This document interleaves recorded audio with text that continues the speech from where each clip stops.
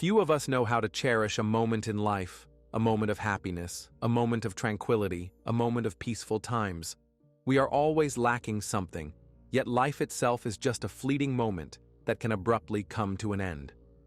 The summer vacation of two best friends turned into a horrific nightmare when they, simply happy, were hurrying home after a party with classmates. Help this channel grow. Like the video, try the new hype feature, leave a comment, and subscribe for more stories. This helps us a lot. Thank you. Elizabeth Christine Pena was born on June 21, 1977 in Houston, Texas, to parents Adolph and Melissa. 2 years after Elizabeth's birth, their son Michael was born, bringing an entirely new dynamic to the household. The brother and sister shared a bedroom with bunk beds, and over the next decade, their sibling rivalry became the stuff of legends. They argued over every little thing: who would grab a toy first, who would sleep on the top bunk, or who mom and dad loved more. It was a typical childhood for many siblings, undoubtedly exhausting for their parents, but beneath the constant battles between Elizabeth and Michael lay a genuine love. If anyone tried to harm her younger brother, the schoolgirl would stand up for him without hesitation, and Michael would do the same for her. When Elizabeth turned 10, their family grew with the addition of another child. Already accustomed to her role as the older sister, the girl helped her mother care for the newborn Rachel. Over the years, the once tense relationship between Elizabeth and Michael began to change. Constant arguments gave way to understanding, and they truly started to value each other. Childhood squabbles transformed into bonds defined by mutual respect and affection.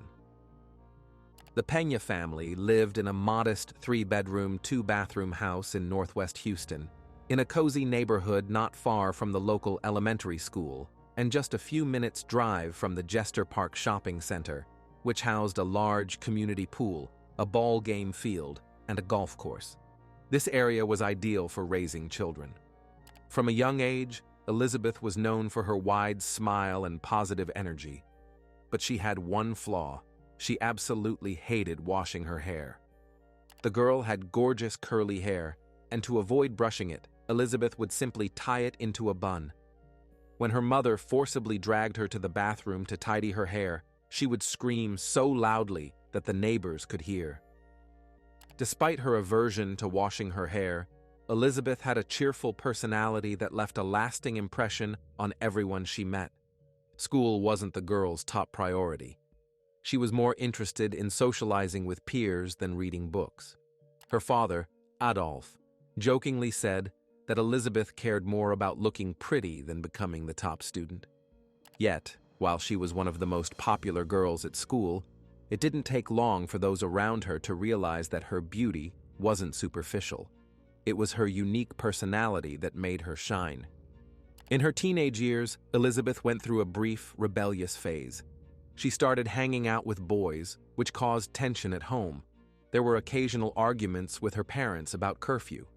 To sneak out of the house, Elizabeth used her bedroom window a couple of times. Her father was candid with his daughter, explaining that men and boys of any age might try to take advantage of her naivety. He advised Elizabeth to be cautious and not trust anyone until she knew them better. To prevent potential problems, her parents transferred her from a public high school to a private Catholic one. But this didn't curb her rebellious streak. 6 weeks later, Elizabeth was expelled from the school. Apparently, this served as a wake-up call, prompting her to reevaluate her outlook on life. She distanced herself from her old group of friends and decided to start anew. Elizabeth transferred to another high school, where she surrounded herself with people who supported her on her path to self-improvement. It was here that she met a girl named Jennifer Ertman, who later became one of Elizabeth's closest friends. In terms of appearance, the girls were complete opposites. Jennifer had straight golden blonde hair and big blue eyes, but they both embraced the same 90s fashion. Jennifer Lee Ertman was born on August 15, 1978, in Houston to Sandy and Randy Ertman. Jennifer was their only child, a miracle after years of trying to conceive. Sandy became pregnant with her daughter at 35, which made the parents cherish their long-awaited child immensely. From a young age, Jennifer had a great sense of humor. A single chuckle from her could instantly lift anyone's mood, and she was definitely a daddy's girl. Jennifer's interests were diverse. As a child, she loved go-karting and had a huge collection of baseball cards. In her teenage years, she was obsessed with popular music bands, plastering her bedroom walls with posters. Jennifer was an exceptional child, a kind girl with a heart of gold. Sandy and Randy instilled in their daughter the right values, teaching her to be honest, kind, and respectful of others. Jennifer not only met her parents' expectations, but exceeded them. As a teenager, she preferred wearing comfortable clothes. She didn't strive to meet any standards to impress others. Jenny felt at ease in baggy, shapeless clothing. Yet, like any girl, she loved doing makeup and styling her hair. Her signature accessory was jewelry featuring the initial J. As she grew older, Jennifer stayed true to her values, one of which was to take her virginity seriously. She believed it was something to save for someone she loved. Despite her age, she remained a playful little girl at heart, still wearing Disney-themed watches. During Christmas 1992, 14-year-old Jennifer was fixated on one specific gift, a pager. She spent a long time convincing her parents to get her this technological marvel. One could say this one-way communication device was a precursor to mobile phones. Sandy and Randy were hesitant at first, but eventually decided that a pager would be useful in emergencies and gave in to their beloved daughter's request. Jennifer and Elizabeth lived about 15 minutes' drive from each other. Despite a one-year age difference, both girls' parents fully supported their friendship. Elizabeth's father, Adolf, valued Jennifer's influence on his daughter. Ertman excelled academically and was highly responsible, somewhat pulling her friend along. The friendship between Elizabeth and Jennifer was something special. They navigated their teenage years together, supporting each other through every stage of growing up. By the summer of 1993, both girls had completed their first year of high school. They wanted to make the most of their summer vacation for rest and fun. The schoolgirls had big plans for the future. In the past academic year, Elizabeth Pena had made significant strides in her life. Her grades improved, and she even had a boyfriend. Now, the girl was filled with excitement and the prospect of enjoying a summer vacation that promised to be unforgettable. On June 21st, Elizabeth celebrated her 16th birthday, a major milestone for many teenagers. Jennifer's birthday was coming up in August, when she would turn 15.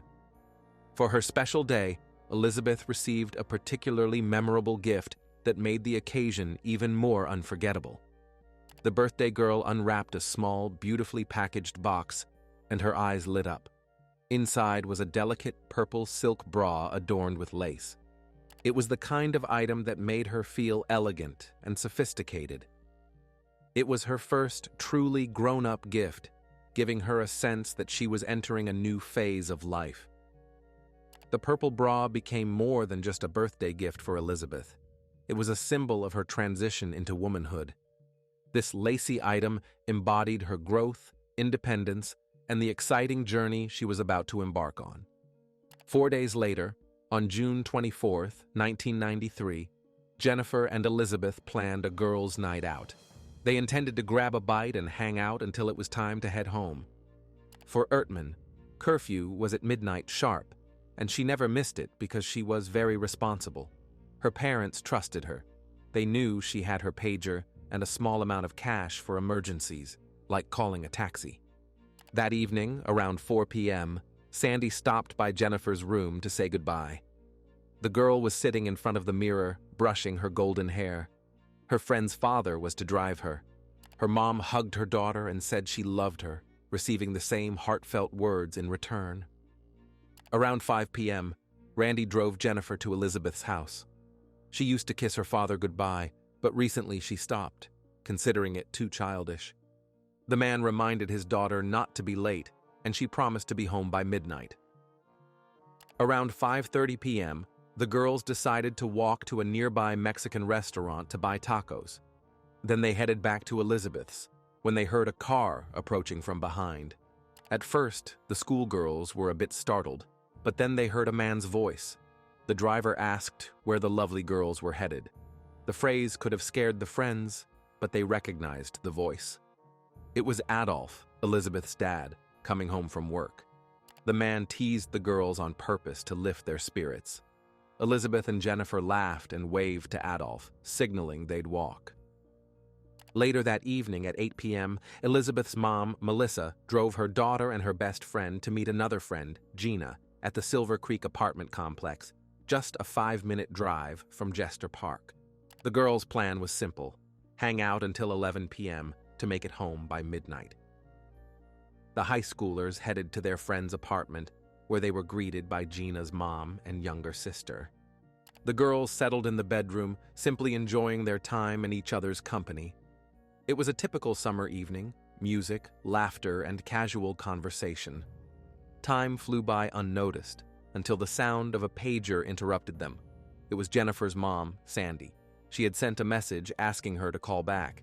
Slightly annoyed, the teens waited as Ertman called home from a landline, assuring her mom everything was fine and they were just chatting in Gina's room.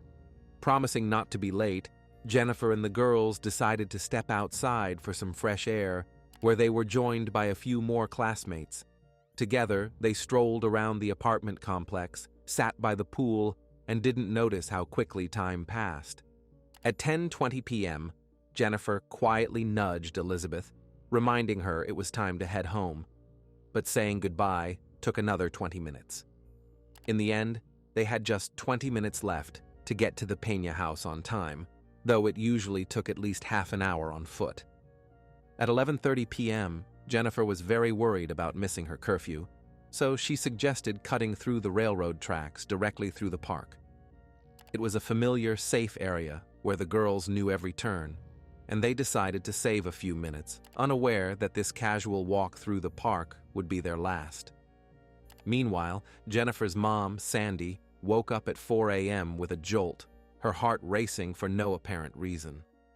Shaking off the remnants of sleep, the woman realized the cause of her sudden anxiety. It was the light burning in her daughter's room. Sandy always left a desk lamp on for Jenny until she came home. Normally, Jennifer would turn it off when she went to bed, but since the lamp was still on, it meant her daughter hadn't returned. On the verge of hysterics, Sandy got up and went to Jennifer's room. The bed was untouched, the sheets perfectly made, with no signs that her daughter had been there. If Jennifer had decided to stay over at a friend's, she always called ahead to let her mom know, but this time there was no call, meaning something was wrong. Sandy started paging Jennifer repeatedly, still hoping her daughter had accidentally fallen asleep at a friend's house. She reassured herself that the pager might have run out of battery. She went back to bed, trying to stay calm, but for 2 long hours, her mind raced through every possible non-worrisome explanation. Sandy fought rising panic, doing everything she could to convince herself that Jennifer was fine. But deep down, she couldn't shake an irrational fear for her daughter. At 6:30 a.m., Randy Ertman woke up to an unsettling silence in the house. His daughter Jennifer was nowhere to be found. Sandy was afraid to tell her husband the truth, hoping it would somehow resolve itself. She didn't want Randy to know their daughter had missed curfew, as he insisted on following house rules without exception. He wasn't a tyrannical father. He simply wanted to protect his child from trouble. When Randy asked where Jennifer was, Sandy hesitated. She knew lying wouldn't help, but she still told him that maybe their daughter had stayed at a friend's. She thought Jennifer might have mentioned something about it yesterday. The parents waited for a call or for Jennifer to show up. When their daughter still hadn't returned by 11 a.m., panic began to grip Randy as well. He picked up the phone and dialed the Pena family. The line rang endlessly, but no one answered. The silence on the other end only heightened his anxiety. With no other options, Randy tried contacting Jennifer's other friend, Gina, but to no avail. Unable to sit idle and wait, he jumped into his car and sped to the Pena family's house, hoping for answers. The eerie silence around the house felt unreal. There were no cars in the driveway, no movement, Nothing. Randy knocked on the front door, shouting for someone to respond. Then he went around the house, banging on every window, trying to find out where his daughter was. Silence was the only response. Randy returned home empty-handed, and he and Sandy were distraught and confused, unsure what to think next. Could Jennifer have lied about her whereabouts, or was their girl in trouble? Minutes turned into hours. When the phone rang, Randy's frustration reached a breaking point. It was his daughter's friend Gina, who was at summer school. She had returned and listened to a message on her answering machine. Her voice trembled as she told Randy she hadn't seen Jennifer or Elizabeth since the previous evening. The girls had mentioned walking to Elizabeth's house, so Gina assumed Jennifer had stayed there overnight. Randy still hoped the friends were sleeping soundly after a fun night. He picked up Gina to have her show him Elizabeth's bedroom window. They drove to the house, and the man began banging on the window so hard he broke the glass. Gina, standing nearby, feared neighbors would call the police, as they were already peering out, wondering about the commotion. But Randy didn't care. His sole intention was to find his teenage daughter. Once again, achieving no results, he drove Gina back to her apartment and rushed home to Sandy. While he was gone, the woman sat in Jennifer's room, flipping through a phone book and calling everyone on the list, hoping someone had seen or heard about the girls. But every call ended the same way. No one had any information. Then Elizabeth's parents reached out. They were both at work that day. Adolf and Melissa confirmed they hadn't seen their daughter or Jennifer since the previous evening either. They had been calling Elizabeth all day but got no response.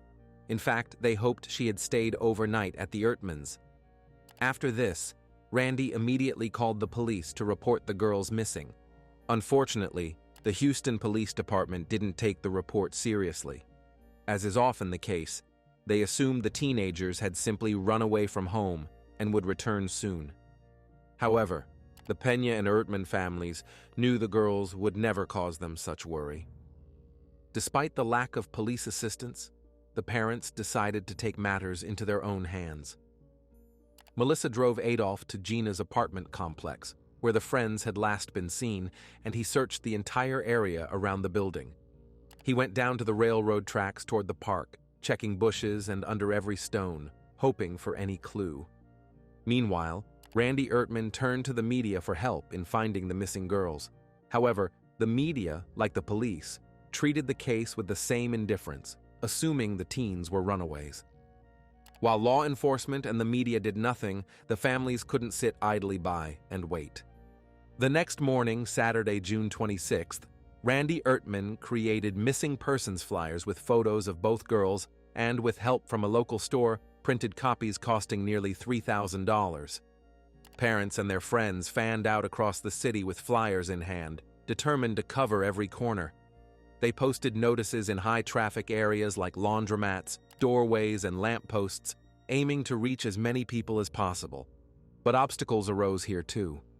Some residents and business owners tore down the flyers, believing they marred the appearance of buildings.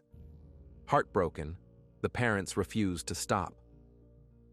On Sunday, June 27th, just 3 days after Elizabeth and Jennifer went missing, a disturbing call came into the police. The caller, identifying himself as Gonzalez, claimed he knew where the bodies of the dead girls were. Before providing further details, Gonzalez mentioned a wooded area near Jester Park and abruptly hung up. The Houston Police Department, wasting no time, responded to the alarming call. Several officers were dispatched to search the area near Jester Park. The initial search yielded nothing. No bodies, no signs, no evidence to confirm the horrific claim. However, the next day, Gonzalez made a second call, this time directly to 911, providing a more detailed description of the location where the bodies were. The new information allowed the police to focus their search on a specific area. When officers arrived at the scene, a crowd of onlookers had already gathered, eager to see what was happening. Detective Cromwell didn't head where logic suggested something might be hidden, but followed his intuition, moving in a different direction. The officer crossed to the other side of the railroad tracks, climbed a small embankment, and scanned the area around him, Nearby was a line of vegetation, and the policeman tried to peer through the bushes. At some point, his attention was drawn to scattered clothing on the ground in the woods. Literally pushing through tangled branches, Cromwell saw something resembling human bodies. He immediately called for backup. The first body found was that of a young girl. She was lying on her back. Her shirt was pulled up over her chest, exposing a purple silk bra and covering her face. Her arms were crossed above her head, as if she had surrendered to her fate. One leg wore a high-top sneaker, while the other had only a white sock. Below, the girl was completely naked.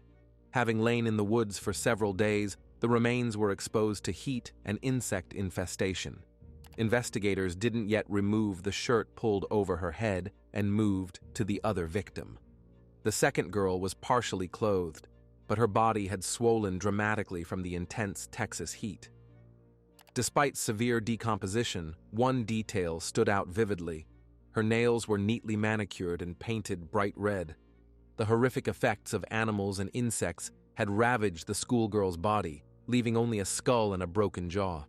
Where there were wounds on her arms, only bones remained, as the muscles and skin had been eaten away. The girl's friend Gina, who lived nearby, anxiously awaited news. Her heart was heavy with worry. It had been several days since her friends Elizabeth and Jennifer disappeared, and she couldn't imagine what might have happened to them. Gina was one of the last people to see the girls alive. As she sat nervously waiting and glancing at the clock, the phone rang. On the other end was their mutual friend, Vanessa. She delivered news that shook Gina to her core. The classmate said the police had found 2 bodies in Jester Park and broke down in tears. Unable to believe the cruel reality, both girls rushed to the scene. They pushed through the crowd of onlookers, desperate to confirm it wasn't their friends found in the woods. The girls were terrified of seeing their lifeless bodies, trembling with fear, but still pressed forward to where the crime scene was cordoned off with tape. Bystanders whispered among themselves, speculating about the victims' identities, when someone shouted a curse at the perpetrators. Gina could barely process the words, as one overwhelming question swirled in her mind. Were the bodies found in the park those of her friends Elizabeth and Jennifer? Or were they alive and well, and would she soon see them? Would she breathe a sigh of relief, or would she face grief? She stood there, gripped by fear, praying it wasn't them. Randy Ertman grappled with the same desperate questions when he heard on the news about bodies found in Jester Park. The man rushed to the scene, pushing through the crowd. He shouted that his daughter had blonde hair. An officer maintaining order struggled to restrain the devastated father. Tears streamed down Randy's face, but the detective couldn't answer his questions yet. Though the police were almost certain the remains belonged to the missing Jennifer and Elizabeth, the degree of decomposition made visual identification nearly impossible. To quickly establish the victims' identities, Randy raced home to retrieve his only daughter's dental records. No one was home, which further unsettled the man. But soon, a family friend called, adding to the bad news. Sandy had fainted upon hearing about 2 partially clothed female bodies found in the park. She was rushed to the hospital and given a sedative, as she had a full-blown breakdown. So Randy was left alone with the painful reality. As the bodies were prepared for transport, reporters from various news outlets swarmed the scene. It was appalling that they showed no empathy for the parents when they sought help in finding the missing schoolgirls. But now, eager to be the first to cover the horrific details, the media descended like vultures. Even more tragic, Adolf and Melissa, Elizabeth's parents, learned of their daughter's fate in the most heart-wrenching way, through a news report. The woman, hearing about her firstborn's fate, froze in place. Her mouth was agape and tears streamed down her face. Adolf didn't know how to help his wife. He was devastated by the news himself. At that moment, the Pena family's home phone began ringing off the hook. The media were eager to be the first to tell the story of the 2 missing teens. Adolf had to unplug the phone to silence it. He was furious with the reporters. Both families were also enraged by the Houston Police Department's response, as their slow reaction to the girl's disappearance was unacceptable. Unfortunately, even if the detectives had taken the case immediately, they wouldn't have been able to save the girls. The medical examiner inspected the bodies and offered preliminary findings. Due to severe decomposition, precise conclusions were impossible. Jennifer Ertman's cause of death was determined to be a neck injury, likely strangulation. Detectives suspected a torn belt found at the scene could have been the murder weapon. Elizabeth Pena was missing several teeth, suggesting she had been severely beaten in the face with a fist or foot. Her cause of death was also determined to be strangulation. Given the condition of the bodies, it was impossible to definitively determine if the girls had been sexually assaulted. Judging by their partially unclothed bodies at the time of death, they endured the most horrific moments. With the victims' identities established, the investigation shifted to finding the perpetrator. The police first identified the anonymous informant who reported the body's location. They traced the 911 call and found the person who called himself Gonzalez. In reality, the young man was Joe Cantu, about 20 years old, trying to build a stable life in Houston. He had graduated college as a paramedic and was currently working at a local blood donation center. Joe was married to a young woman named Christina, whom he met at work. They were living in Joe's parents' house, about a 10-minute drive from the crime scene. On June 28th at 5 p.m., just 5 hours after Jennifer and Elizabeth's bodies were found, detectives took Joe and his wife Christina to the police station for questioning. The young man shared a horrifying story that deeply upset the investigators. Cantu explained that he lived with his parents and younger brother, 18-year-old Peter Cantu, and then recounted the events of the past week. On June 25th, around 12:30 a.m., there was a loud knock at the door. His wife Christina opened the lock and found a group of young people standing outside. Among them were two young men Joe knew, 18-year-old Jose Medellin and 17-year-old Efrain Perez, friends of his younger brother Peter. Next to them stood another teenage boy, whom both Joe and Christina were seeing for the first time, 17-year-old Raul Villarreal. Joe continued his story, explaining that his younger brother Peter was the leader of a small group called the Black and Whites. They weren't a real gang, more like a group of close friends pretending to be tough criminals. His brother's friends could show up at their house at any time of day, so this visit wasn't surprising.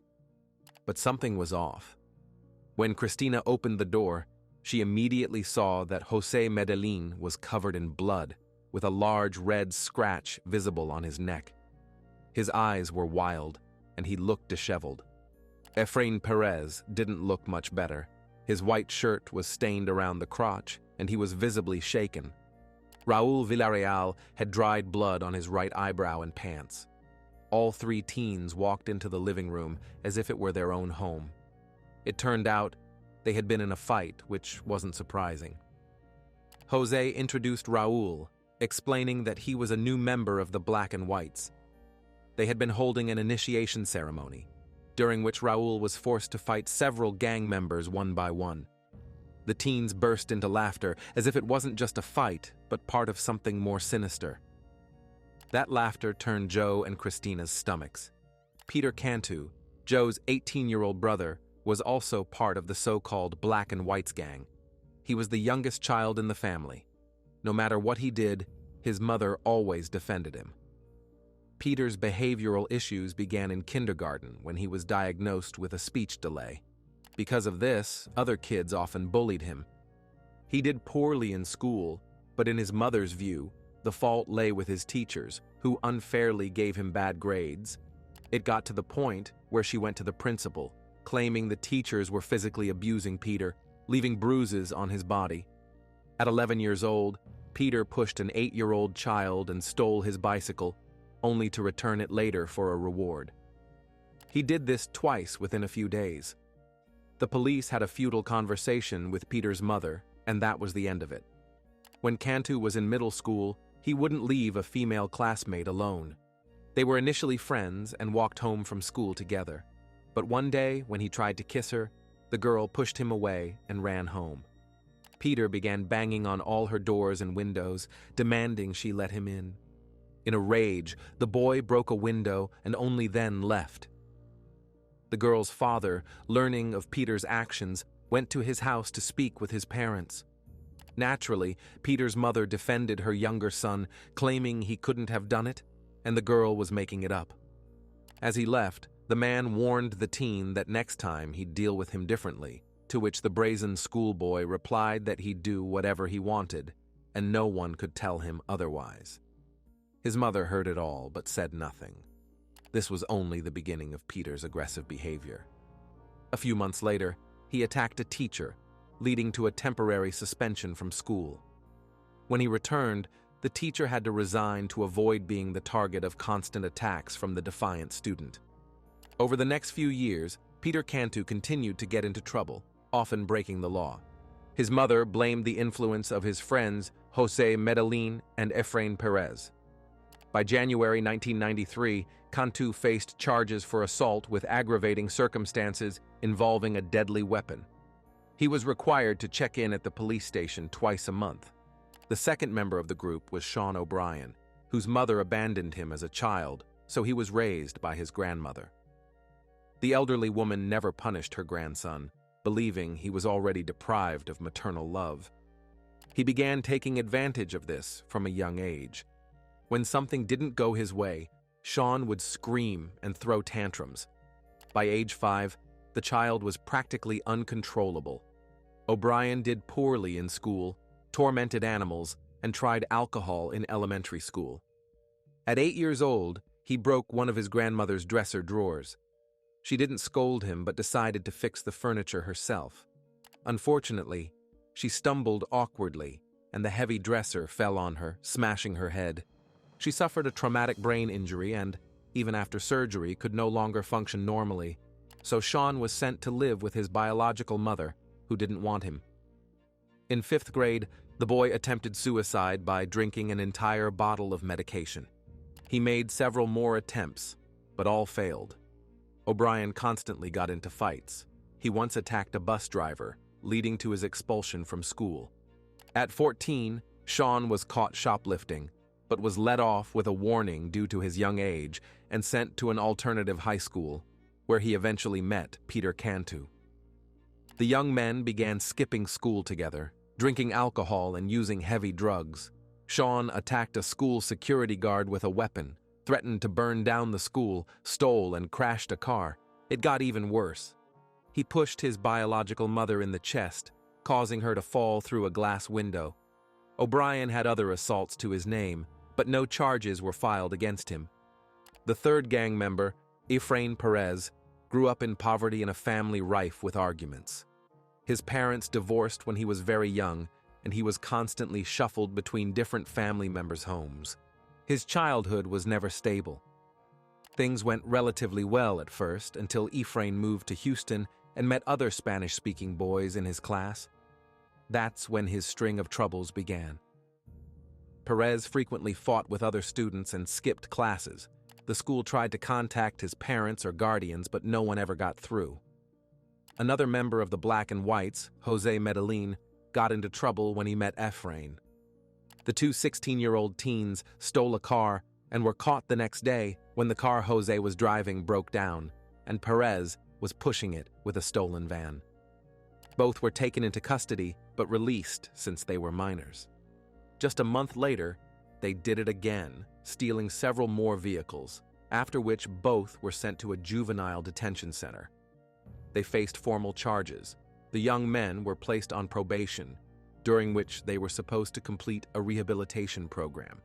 However, Jose Medellin never did. A month later, he nearly killed a high schooler while trying to steal his jacket. Jose shot him twice. Fortunately, the boy survived.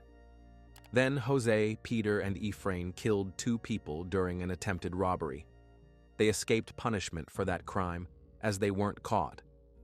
Just a month before the incident with the girls, Efrain was shot in the chest. He was rushed to the hospital, but didn't disclose details of the shooting. The Black and Whites gang had other members involved in various crimes, such as theft, carjacking, drug use, and drinking in public places.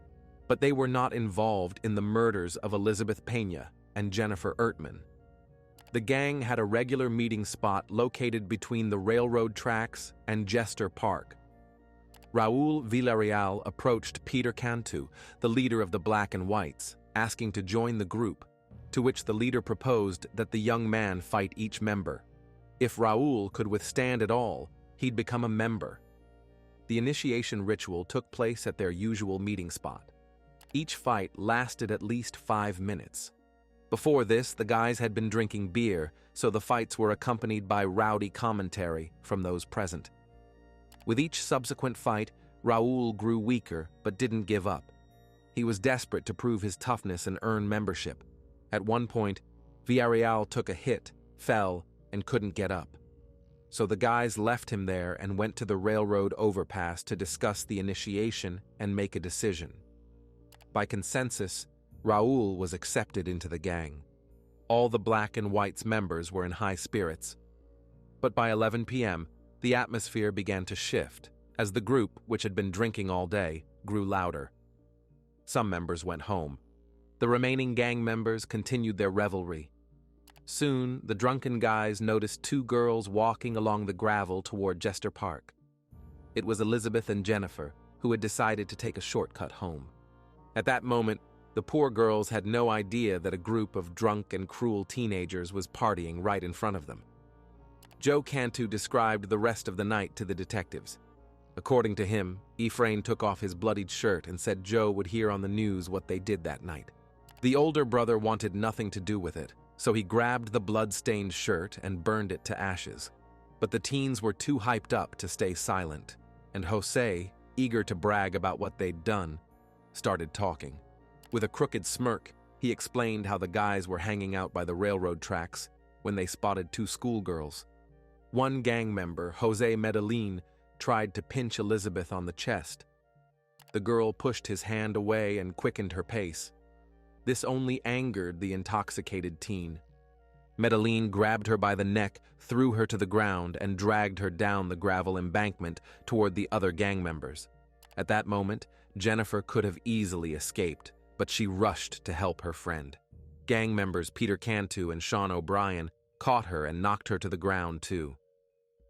Jose described in horrifying detail what they did to the girls. Every word made it clear he felt no remorse, only pride. Medellin recounted how the girls begged for their lives, pleaded for them to stop. But instead of feeling any guilt, Jose and the other guys just laughed at the victims' cries. Then he mentioned that the blonde was a virgin. To prove it, he showed the bloodstains on his underwear. It was all too much. Christina, Joe Cantu's wife, had recently been assaulted by a group of men herself.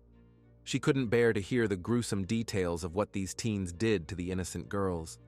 This wasn't just a nighttime brawl or a bit of mischief. It was something she and Joe couldn't ignore that night. They didn't yet know how it ended. But judging by the darkness in the boys' eyes and their nauseating laughter, it was clear a tragedy had occurred. Soon, Joe's brother Peter returned home. He pulled out some cash and a few pieces of jewelry from his pockets, including a gold chain with a J pendant. These were the gang's trophies, stolen from the girls. The Disney watch that belonged to Jennifer, Peter gave to Jose's 14-year-old brother. Finally, Joe couldn't take it anymore and asked the question haunting him: what happened to the girls in the end? The 4 vicious teens exchanged glances before delivering the final shock. They said they had to get rid of the schoolgirls because they saw their faces and could identify them. It was said with such a chilling tone and calm voice that Joe and Christina shuddered in horror. Peter explained to his brother that they held one girl's arms while Jose tightened a cord around her neck until she stopped breathing. Then, the new gang member, Raul Villarreal, described how he and Sean O'Brien used a belt to take the other girl's life. He said they pulled so hard that the belt snapped and they started laughing. Because of this, they had to finish her off with kicks from heavy boots. And then, to make sure, they jumped on the battered bodies. The careless, almost boastful way they spoke of their actions was revolting to both Joe and Christina, but they didn't react. The conversation went on for 2 hours. During this time, Christina came in and out of the room, sometimes crying in the bedroom so no one would see. When her husband Joe finally came to bed, she didn't even look at him, though he wasn't involved in anything. The woman was so traumatized that the next day she urged her husband to do something about what they'd heard that night. Joe was torn between loyalty to his brother and the weight of what he'd learned. However, Christina managed to convince Joe to call the police anonymously, which he did. The detectives now had enough to obtain an arrest warrant. At 3:30 a.m. on June 29th, the Houston Police Department arrested all 6 suspects involved in the murders of Elizabeth and Jennifer: 18-year-old Peter Cantu, 18-year-old Sean O'Brien, 17-year-old Efrain Perez, 17-year-old Raul Villarreal, 18-year-old Jose Medellin, and his 14-year-old brother Venancio. All were charged with a capital crime. Under Texas law, they could all be held accountable, regardless of age, if it was proven they acted together. When Elizabeth and Jennifer's families learned their daughters had suffered at the hands of 6 people, they were stunned. Why didn't any of these teens even try to stop the massacre? Houston communities were also horrified. Crimes were fairly common, but what happened to the girls was beyond comprehension. The senselessness of the crime shook the entire city. If Christina Cantu hadn't convinced her husband to contact the police, the perpetrators would have remained free and continued to ruin others' lives. As the suspects were escorted to the courthouse, some avoided eye contact with the public and media, except for Jose and Peter. Medellin brazenly threatened reporters, while Cantu lunged at one and kicked a video camera. All 6 young men were held at the Harris County Detention Center, where they faced harsh reality. In prison, there's an unwritten code. Those who commit horrific acts against minors are considered the lowest of criminals. They are disrespected not only by law enforcement but also by fellow inmates, who subject them to all sorts of abuse. The teens' jumpsuits were scrawled with insults directed at them. These crude markings served as a visual reminder of their despised status behind bars.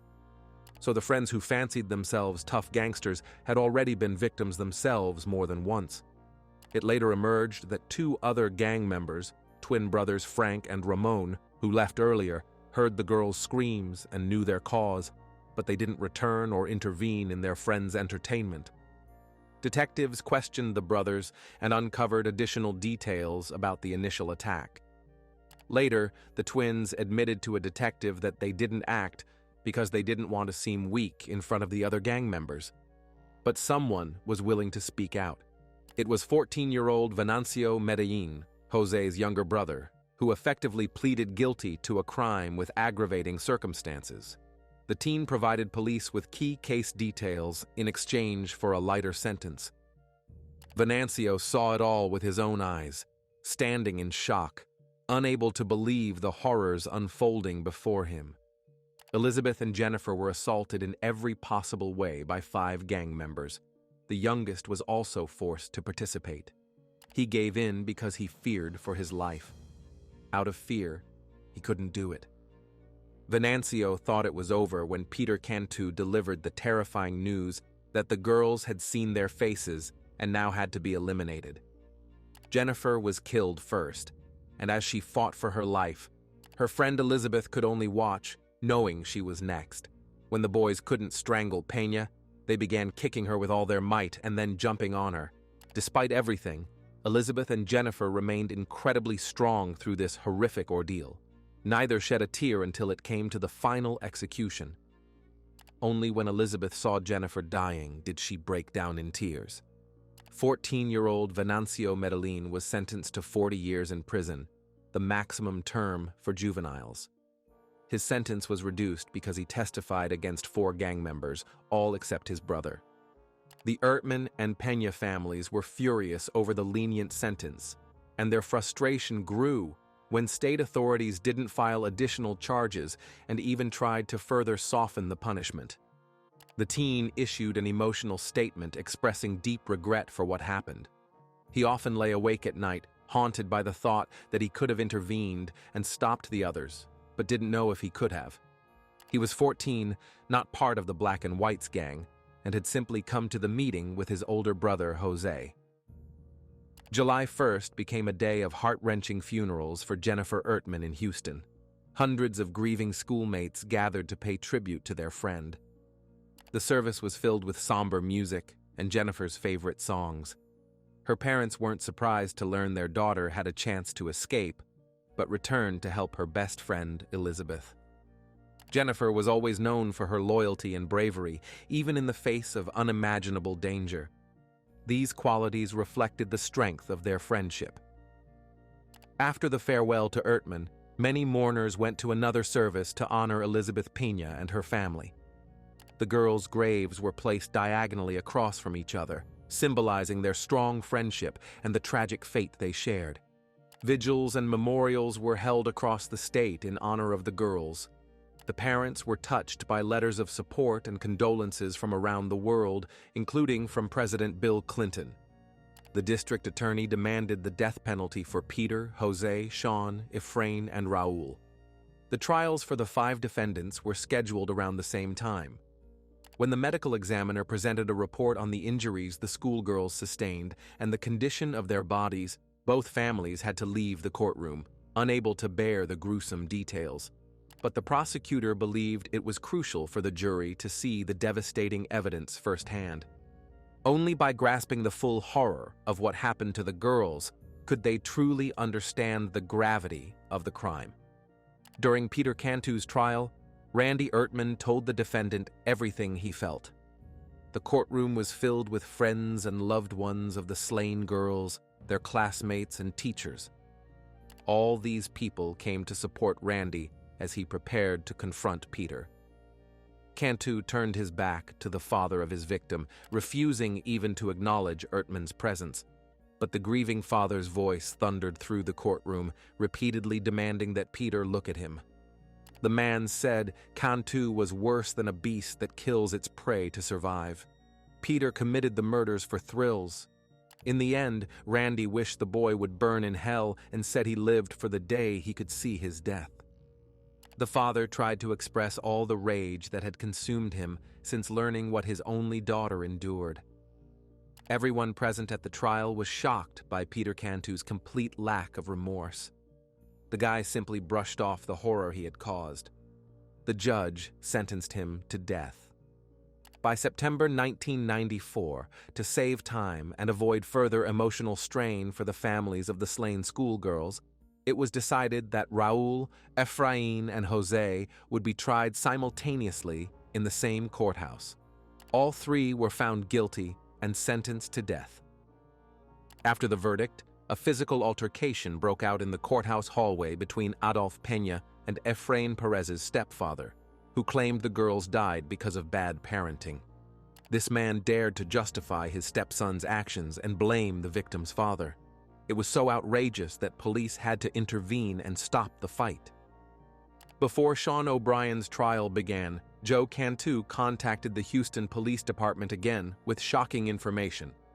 Joe revealed that Peter, along with Jose and Sean, had bragged about killing another woman months before the attack on Elizabeth and Jennifer. According to Joe, the 3 guys confessed to killing 27-year-old Patricia Lopez, a mother of 2, in January 1993. The woman was found lying on her back, partially unclothed, her body slashed open, exposing her internal organs. The crime nearly went unpunished. Only after Joe Cantu's report did DNA analysis confirm the involvement of all 3 young men. O'Brien's trial began in April 1999, and after just 90 minutes of deliberation, the jury reached its verdict. He, too, was sentenced to death. Despite the severity of the sentences, Elizabeth's parents considered the punishment too lenient. Adolf expressed his desire to inflict on Sean the same pain his daughter endured. He said he'd be glad if Elizabeth had simply been injected and put to sleep forever instead of suffering the torment she did. Thus, all 5 Black and Whites gang members received death sentences. The girls' parents requested to attend the executions. Such a thing was previously prohibited in Texas, But the families united and lobbied for a new law. They wanted to personally witness justice being served. In 1996, after persistent efforts from both families and others who had endured similar tragedies, the Corpus Christi Criminal Justice Board made a landmark decision. They changed Texas policy, allowing victims' families to witness executions. After this change, about 75% of victims' families took advantage of the opportunity. However, in 2005, something devastating happened. The Supreme Court ruled that individuals under 18 at the time of the crime could not be sentenced to death. The sentences for Perez and Villarreal were automatically commuted to life imprisonment, and they will be eligible for parole in 2029. This news was another blow to the girls' families. They still hope the criminals will never be released from prison. These vicious monsters must bear responsibility for their heinous actions until their last days. On July 11, 2006, Sean O'Brien's execution took place. The condemned man pledged to apologize to both families, but it no longer mattered to them. At 6:19 p.m., he was pronounced dead from a lethal injection. In August 2008, the same fate befell Jose Medellin. Then, in August 2010, the gang's leader, Peter Cantu, was sent to the afterlife. He refused to make a final statement before his execution. This brought the parents a sense of closure. They even felt some relief, knowing 3 of those responsible for their daughters' deaths were no longer alive. The Pena and Ertman families tried to honor Elizabeth and Jennifer's memory with crosses at the site of their deaths in Jester Park, but this met resistance from local atheists. The parents settled for installing memorial benches there after threats of a lawsuit.